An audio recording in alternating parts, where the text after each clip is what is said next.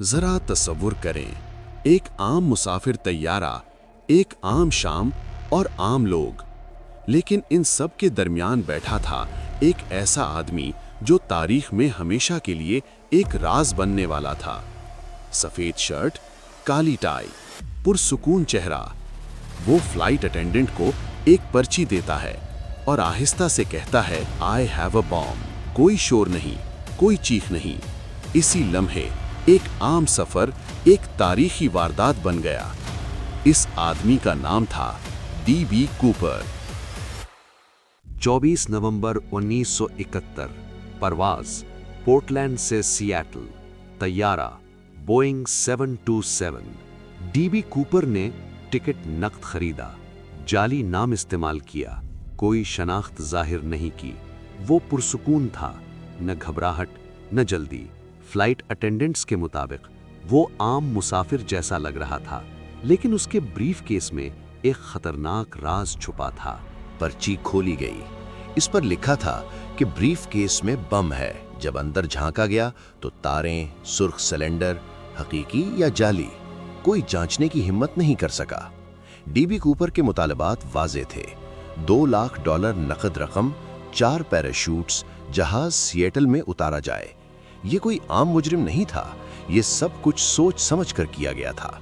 जहाज सिएटल पहुंचा, हुकाम ने रकम मुहैया की, पैराशूट्स दिए, तमाम मुसाफिरों को रिहा कर दिया गया।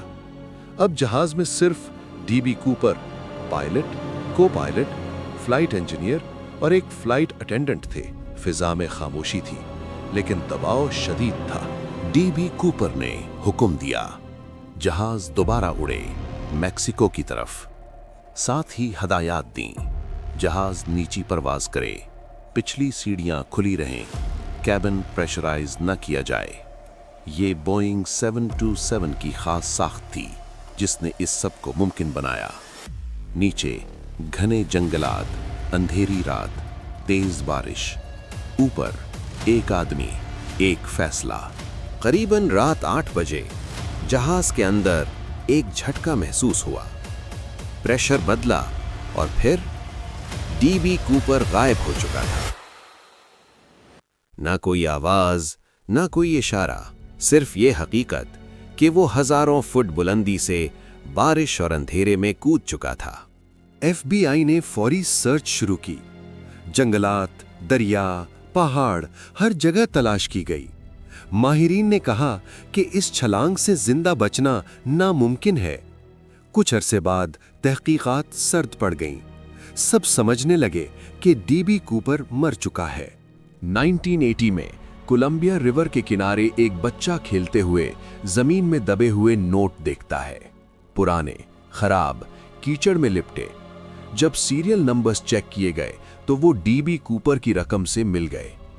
ये दरियाफ्त सब कुछ बदल देती है। अगर वो मर गया था तो ये पैसे यहां कैसे आए? नजरिया 1, वो मर गया। छलांग खतरनाक थी, मौसम खराब था, जमीन सख्त थी। नजरिया 2, वो बच निकला। उसने सब कुछ पहले से सोच रखा था, जहाज की साख्त जानता था, वक्त का दुरुस्त अंदाजा लगाया। नजरिया 3, फौजी पसे मंजर। कुछ माहिरीन का ख्याल है कि वो तरबियत याफ्ता हो सकता था, लेकिन कोई नजरिया साबित नहीं हो सका। डी.बी. कूपर शायद मर गया हो, या शायद एक आम जिंदगी गुजारकर खामोशी से दुनिया से चला गया हो, लेकिन उसकी कहानी आज भी जिंदा है। एक आदमी, एक छलांग और एक राज जो कभी हल नहीं हुआ। आपके ख्याल में डी.बी. कूपर के साथ क्या हुआ? क्या वो मर गया या हमेशा के लिए बच निकला? अपनी राय कमेंट्स में दें।